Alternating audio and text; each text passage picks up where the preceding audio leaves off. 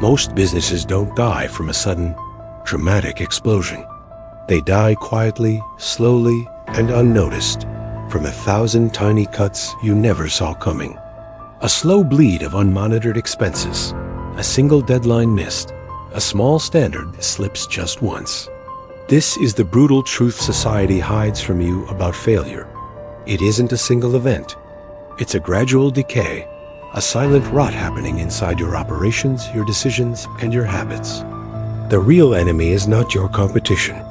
It's the invisible threat you've allowed to grow in the shadows. The traps you don't see are always the ones that will destroy you. Let's dissect the first silent killer, the decay of small standards. Businesses don't fail from huge disasters. They fail from tiny tolerances that become habits. A late deadline here, a missed follow-up there, a disorganized record that no one bothers to fix. These are not just minor issues. They are the first cracks in the foundation. Each one seems insignificant on its own, but they compound over time, creating a culture of mediocrity. Your standards are your defense. When they begin to erode, you're not just lowering the bar, you're inviting structural failure. A threat ignored is a threat invited. The moment you tolerate a small crack, you've given it permission to become a canyon. This leads us to the second killer, comfort. Comfort is the enemy of survival. The moment a leader feels safe, the moment they stop watching the battlefield, is the moment the marketplace begins to punish them. Feeling secure is the most dangerous emotion in business. It breeds complacency. You stop innovating. You stop listening to the market. You stop questioning your own strategies. You believe your past success guarantees future victory. But the game is always changing. Your competitors are always moving. The predators are circling, waiting for you to get comfortable. The leader who seeks comfort over vigilance is a leader preparing their own downfall. Survival belongs to the paranoid, the ones who understand that the only safe position is one of constant advancement. The third silent killer is one Machiavelli warned leaders about centuries ago: the ego trap. The moment you believe you are right by default is the moment you are already losing. Your ego becomes a blindfold. It convinces you that your ideas are inherently superior, that your intuition is infallible, and that market feedback is just noise from people who don't understand your vision. Leaders fail when they stop seeking uncomfortable truths. They surround themselves with people who agree with them, creating an echo chamber that insulates them from reality. A great example is the startup founder in an ego bubble. He dismissed all negative feedback because he knew better. He burned through his savings, building a product nobody wanted, and his business vanished. Pride is the most expensive blindfold an entrepreneur can wear. Power belongs to those who can separate their ego from their decisions. Now let's examine the fourth killer: invisible operational bottlenecks. These are the subtle inefficiencies that quietly bleed your business dry. It could be one untrained staff member causing constant errors, one unclear standard operating procedure that creates confusion, or one powerful software tool not being used to its full potential. These minor issues don't show up on a profit and loss statement, but they drain your most valuable resources: time, money, and morale. A single bottleneck in your system is like a clot in an artery. It restricts flow, puts pressure on the entire system, and if left untreated, it will eventually cause a catastrophic failure. Strong leaders are obsessed with their systems. They hunt for these bottlenecks relentlessly, knowing that operational efficiency is not a luxury. It's a weapon.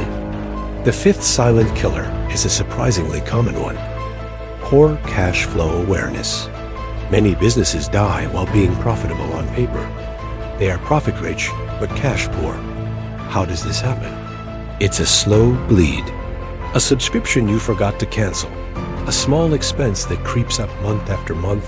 Customers who pay their invoices 30, then 60, then 90 days late. Each transaction is small, but together they create a fatal drain on your cash reserves. Cash is the oxygen of your business. You can survive for a while without profit, but you cannot survive a single day without cash. The business owner who only looks at their profit margin but ignores their cash flow statement is like a captain, admiring the height of his sails while ignoring the hole in his hull. The water is rising, and by the time he notices, it's already too late. This brings us to the sixth silent killer: decision paralysis under pressure. In times of uncertainty, the most common reaction for a weak business is to freeze. They wait for more information. They wait for the market to stabilize. They wait for a clear sign. But refusal to make a decision is itself a decision, and it is almost always a destructive one. While you are frozen, your competitors are adapting. The market is moving on without you. The opportunity window is closing. In the strategic landscape of business, standing still is the same as moving backward. A decisive leader understands that a good decision made today is infinitely better than a perfect decision made next week. They gather the available intelligence, assess the risks, and they act. Inaction is the quietest poison.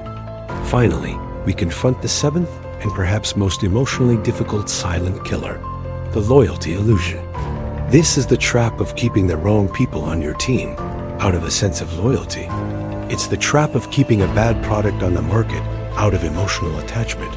It's the trap of sticking to a weak strategy out of pride. This is one of the most expensive and heartbreaking mistakes an entrepreneur can make. Consider the business owner who kept an underperforming relative on payroll. He felt obligated, but that one wrong person damaged team morale, lost key clients, and cost the company years of growth. True leadership is not about misplaced loyalty to individuals or ideas. It's about a ruthless loyalty to the mission. It requires the cold willingness to audit people, products, and processes with no emotion, and to cut what is weak in order to protect the whole. So why does understanding these silent killers matter?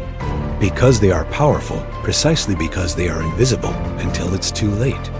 Like pressure building inside a machine, the warnings are subtle until the final, catastrophic explosion.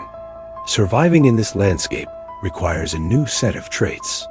It demands radical self-awareness to see your own biases.